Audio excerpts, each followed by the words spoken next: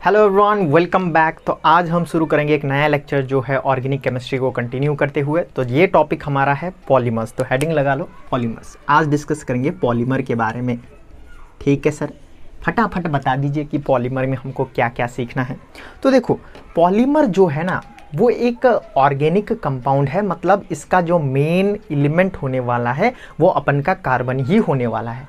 ठीक है, लेकिन पॉलीमर के बारे में एक बात जान लो। पॉली सुन रहे हो क्या भाई? पॉली कुछ लिखा हुआ है पॉली, और पॉली मतलब बहुत होता है, ऐसा हमने सीखा था। पॉलीमर मतलब पॉली मतलब हमने सीखा था कि पॉलीगॉन्स मतलब ऐसा फिगर जिसमें दो से ज़्यादा साइड हो, है ना, ऐसा हमने सीखा था क्या।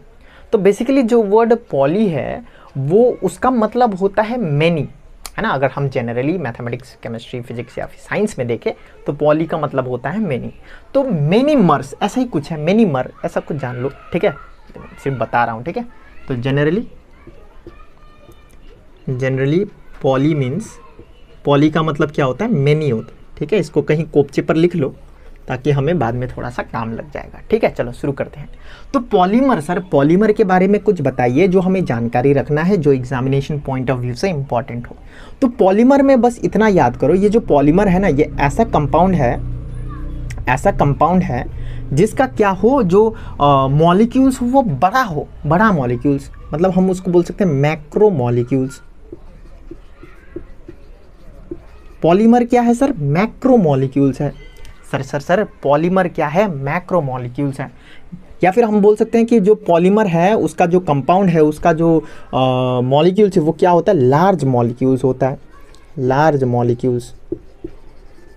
क्या हमें ये समझ में आया है? ठीक है सर ये लार्ज मॉलिक्यूल्स क्या होता है हमको नहीं समझ में आ रहा है, थोड़ा सा तसल्ली से बताइए। ठीक है, तो ध्यान सुनो। पॉलीमर मतलब ऐसा ऑर्गेनिक कंपाउंड जिसका जो मॉलिक्यूल्स हो वो क्या हो? लार्ज हो।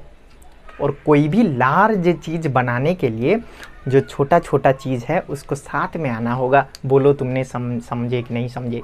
तुमने ये समझा कि नहीं समझा? जल्दी से बताओ। सर आप बोल रहे हैं कि पॉलीमर मतलब लार्ज मॉलिक्यूल्स, मैक्रो मॉलिक्यूल्स। और हमको पता है लॉजिकली, अगर मुझे कुछ लार्ज बनाना है, कुछ मैक्रो बनाना है, तो छोटा छोटा जो चीज़ है उसको साथ में आना होगा, तब कुछ लार्ज बनेगा। बोलो हाँ कि ना? हाँ सर, ये तो हमें आता है। तो देखो, यही है जो पॉलीमर है वो बनता है, it is made up of small repeating unit.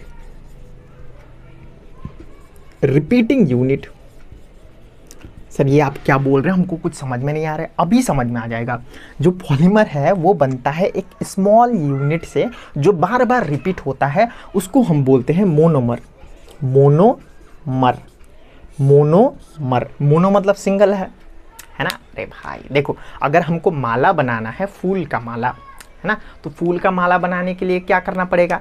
Sir हमको ना बहुत सारा, 1 फूल, 2 फूल, 3 फूल, 4 फूल, 5 फूल, 6 फूल, ऐसे करके हम बहुत सारा फूल लेंगे और उसको क्या कर देंगे? जोड़ देंगे एक साथ। तो ऐसे करके यहाँ पर जोड़ देंगे। ऐसे नहीं जोड़ा जाता, रस्सी से, है ना, रस्सी या फिर जो थ्रेड होता है उसमें हम पिरोते हैं, है ना। तो जस्ट मान लो कि ये जो पूरा जो तामझाम है, ये जो पूरा हमने बनाया वो है पॉलीमर। और इसका जो एक यूनिट है, जैसे कि अगर ये ए है तो ये भी ए ही होगा, ये भी ए ही होगा, ये भी ए ही होगा, ये भी ए ही होगा, ये भी ए ही होगा। ठीक है, तो ये एक स्मॉल यूनिट है, इसको हम बोलते हैं मोनोमर। क्या ये तुमको समझ में आया? अगर नहीं समझ में आया तो बस ये समझो, ये जो पॉलीमर है इज मेड ऑफ मोनोमर। ठीक है सर मोनोमर, हाँ, एक मॉलिक्यूल्स लेंगे, छोटा सा एक मॉलिक्यूल्स, और ऐसा ही बहुत सारा मॉलिक्यूल्स लेंगे, सेम टू सेम, इसीलिए यहाँ पर रिपीटिंग लिखा है, स्मॉल रिपीटिंग यूनिट, और उसको एक साथ जोड़ देंगे। तो जो कंपाउंड हमारा जो बनेगा वो कैसा होगा? सर लार्ज होगा, सर मैक्रो होगा, है ना, और उसको हम बोलेंगे पॉलीमर। बस कितना सिंपल है। क्या तुम्हें समझ में आया? अब मैं अगर एक बार फिर से रिपीट कर दूं तो फिर कमेंट आने लग जाएगा, सर बार बार मत बोलिए, एकदम हेडेक ही हो जाता है ना। तो फिर भी एक बार सम अप कर लेता हूँ, आदत से मजबूर। मेरा यहाँ पर ये मकसद है कि तुम सबको एकदम तसल्ली से समझा दूँ, है ना।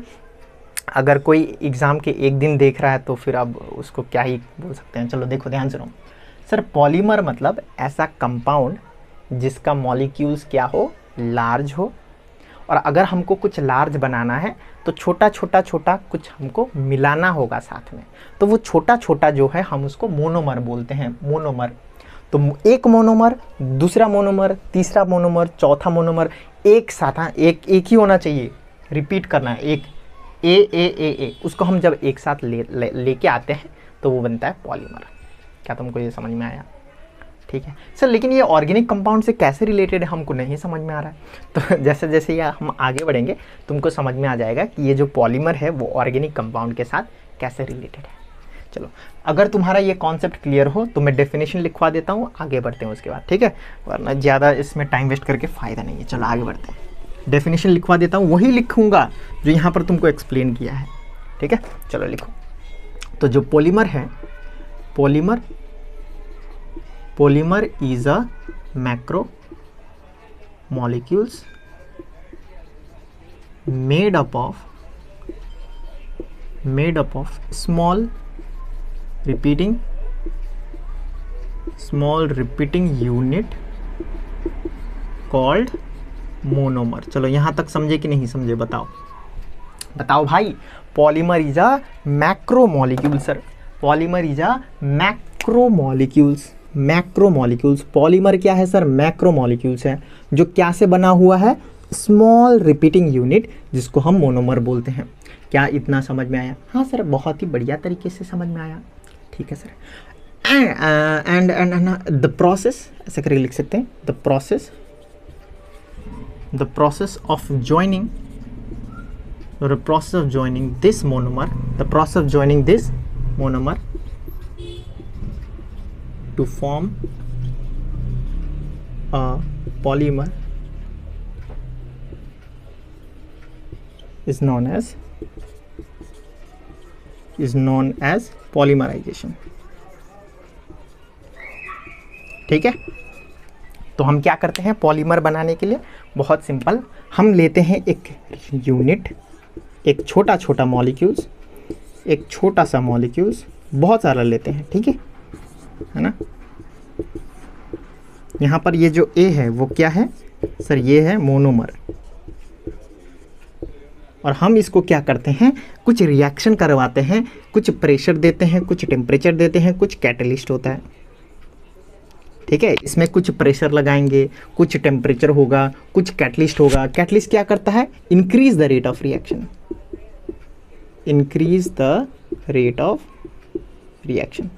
ठीक है। इसको नहीं लिखना है, मैंने बस लिख दिया तुमको बताने के लिए।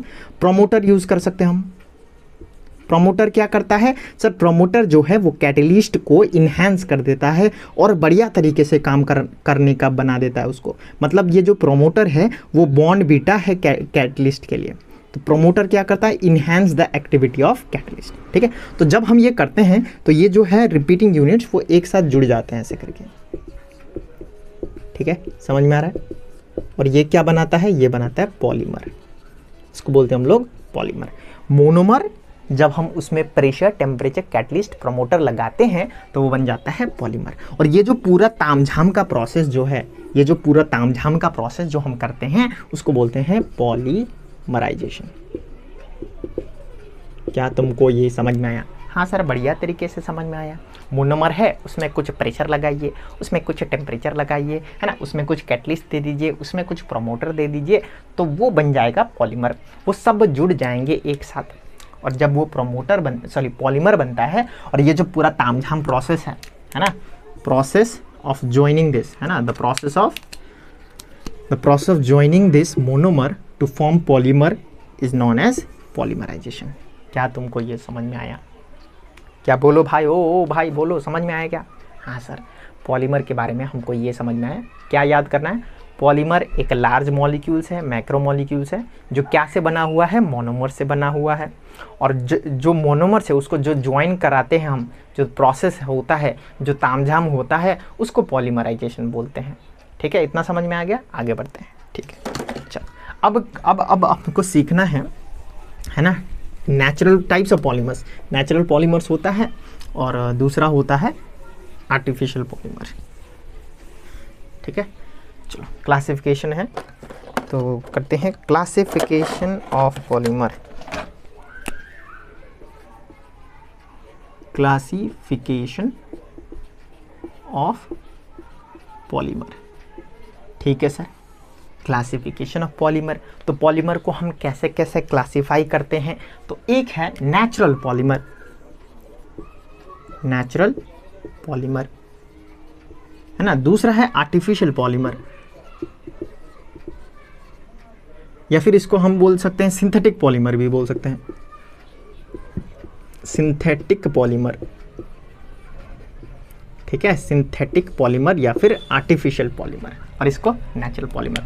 अब मुझे पता है इसमें तुमको सिखाने का कुछ नहीं है, तुम जैसे ही ये वर्ड देखते हो कि यार मार्कर का इंक काम नहीं कर रहा है ठीक से, जैसे ही ये वर्ड देखते हो तुम कि नेचुरल पॉलीमर लिखा हुआ है, आर्टिफिशियल पॉलीमर लिखा हुआ है, तो तुम्हारे दिमाग में आ जाता है सर नेचुरल पॉलीमर मतलब ऐसा पॉलीमर्स जो हमें नेचर से मिलता हो, है ना, प्लांट्स में मिलता हो, एनिमल्स में मिलता हो, इस टाइप का पॉलीमर को हम नेचुरल पॉलीमर बोलते हैं, है ना, जो नेचर में मिलता हो, है ना। और ये मतलब क्या है, आर्टिफिशियल या फिर सिंथेटिक पॉलीमर्स मतलब क्या है, जो नेचर में नहीं मिलता हो सर, वो हम लैब में प्रिपेयर करते हैं, उस टाइप ऑफ पॉलीमर को हम आर्टिफिशियल या फिर सिंथेटिक पॉलीमर बोलते हैं। इतना तो तुमको आता है ना भाई? हाँ सर आता है। चलो तो लिख देते हैं, नेचुरल पॉलीमर मतलब these are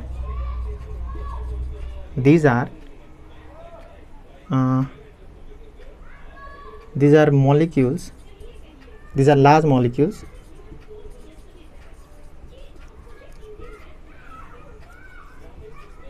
molecules of high molecular which is obtained from nature.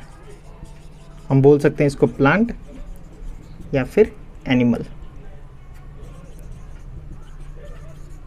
हाँ सर समझ में आ गया। और ये आर्टिफिशियल या फिर सिंथेटिक पॉलीमर मतलब क्या है? So these are large molecules with high molecular mass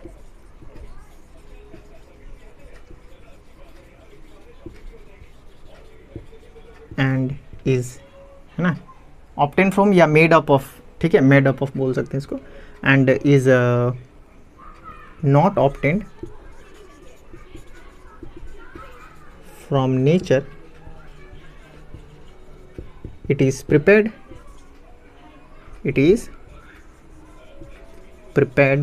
in lab. क्या ये समझ में आ रहा हमको?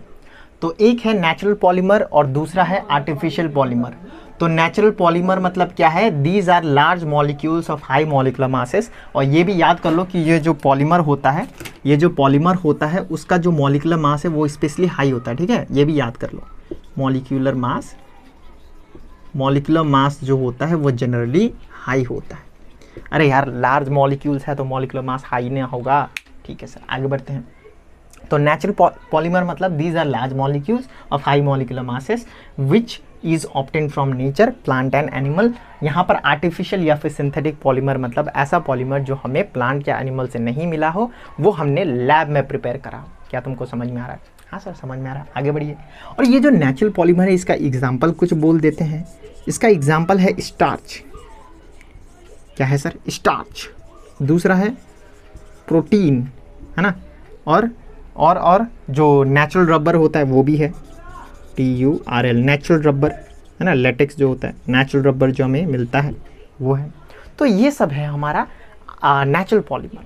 और आर्टिफिशियल पॉलीमर सर बहुत सारा है, कुछ नाम ध्यान में रख जाए तो काम बन जाएगा। अभी देखे सुनेला लगे तो काम बन जाएगा, ठीक है। एक याद करो PVC। सर PVC मतलब पॉलीविनाइल क्लोराइड, ठीक है सर, ये याद कर लेंगे। दूसरा बताइए सर। एक याद कर लो पॉलीविनाइल क्लोराइड, एक याद कर लो टेफ्लॉन, ठीक है सर। आप बोल रहे हैं तो हम याद ही कर देते हैं ये भी। दूसरा बताइए सर। तो पॉलीविनाइल क्लोराइड, टेफ्लॉन, दूसरा होता है पॉलीथीन।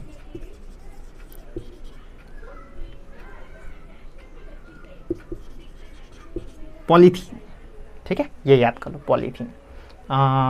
पॉलीप्रोपीन भी है, लेकिन इतना याद कर लो काम बन जाएगा।